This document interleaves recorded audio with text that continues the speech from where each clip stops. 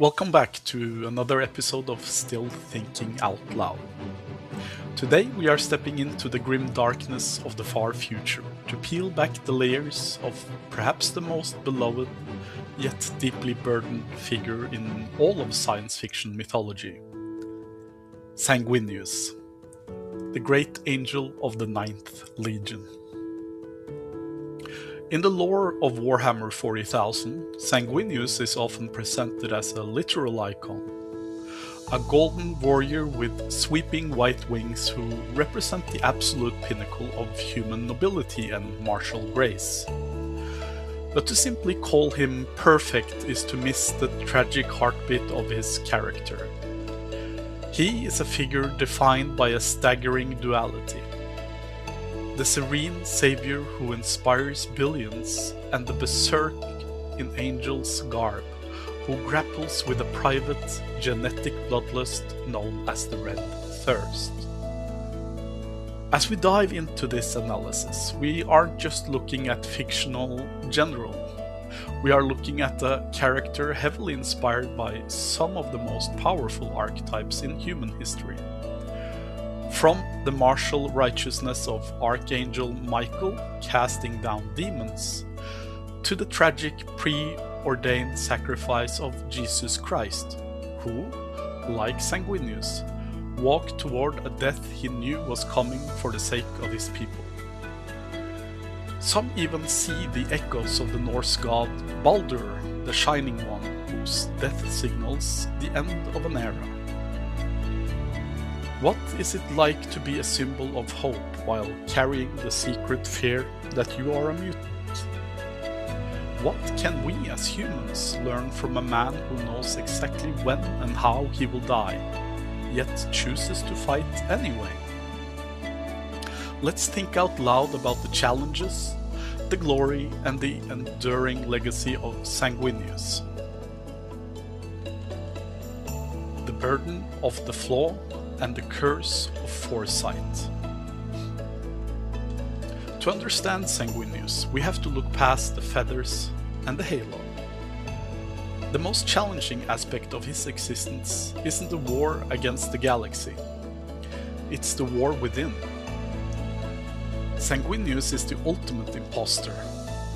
He is worshipped as a godlike saint, yet he carries the red thirst, a genetic hunger for blood that he fears makes him no better than the monsters he fights.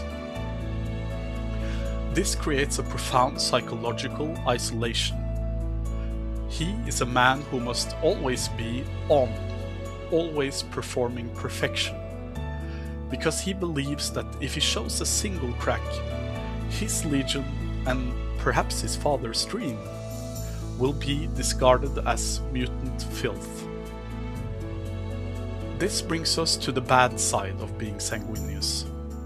The crushing weight of secrecy. Living with the red thirst means living in a state of constant suppression. It's a metaphor for the parts of ourselves we are ashamed of, the shadow self that we hide from the world. For Sanguinius, this wasn't just a personal struggle. It was a leadership nightmare. He took the sins of his sons onto his own shoulders, feeling every drop of blood they spilled as his own failure. But the true horror of his life is his prophetic visions. Sanguinius is cursed with foresight. He doesn't just suspect his end, he sees it. He knows that his path leads to a cold floor on the vengeful spirit, dying at the hands of his favorite brother Horus. Imagine the mental toll of waking up every day knowing the exact date and manner of your execution, yet having to inspire hope in others. Historically, this mirrors the sword of Damocles, the idea that with great power comes a constant, looming threat. It also draws from the Greek concept of Cassandra, who saw the truth but was powerless to change the outcome. Sanguinius lives in a state of pre-traumatic stress. He is a martyr long before he actually dies, making his life a long, lonely march towards a sacrifice that he knows will break his legion's sanity forever through the Black Rage. Being the angel wasn't a gift, it was a beautiful gilded cage. The brightest star. Why we love the angel.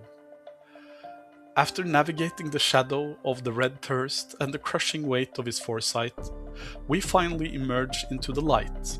And what a light it is. If the bad of Sanguinius is his burden, the good is his refusal to let that burden turn him into a cynic. In the grim darkness of the 31st millennium, Sanguinius is the ultimate symbol of transcendence. What is truly admirable about him is that he practiced a form of radical humanity.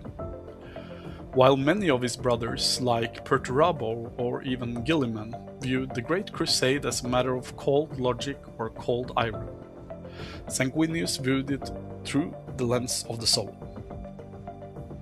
He was the artist among generals.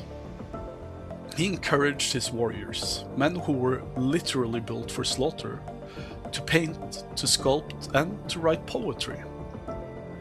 This wasn't just a hobby, it was a profound philosophical stance.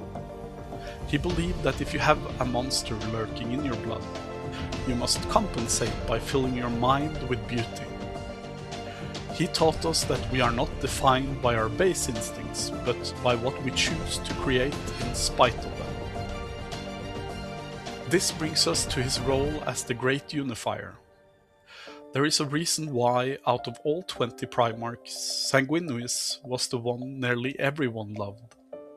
He possessed a mythical level of charismatic humility. Think of the Greek god Apollo, who brought music and light to the world, or the Norse god Baldur, whose presence was so pure it made the world brighter. Sanguinius had every reason to be the most arrogant being in existence. He was the most beautiful, the most capable, and the most favored. Yet he was the brother who would kneel to speak to a mortal soldier. He was the one who could bridge the gap between the divine and the mundane. But perhaps the most powerful good in Sanguinius is his defiant hope. This is where his story connects deeply to the myth of Prometheus, who suffered eternally to bring fire to humanity. Sanguinius knew the Imperium was flawed, who knew his father was distant. He knew his own death was a fixed point in time. Yet he never became bitter. He didn't turn to chaos out of spite or fear. Instead, he doubled down on his loyalty. His courage wasn't just the absence of fear.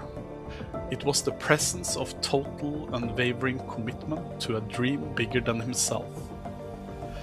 When he stood at the Eternity Gate, alone against the tide of demons and traitors, he wasn't just fighting for a throne. He was fighting for the idea that humanity deserves a future. He chose to be the shield for the weak, even when he knew that shield would eventually be shattered. In a universe defined by every man for himself, Sanguinius was the man for everyone else. He represents the peak of what we call noblesse oblige, the idea that those with the most power have the greatest obligation to serve. The human lesson of the fallen angel.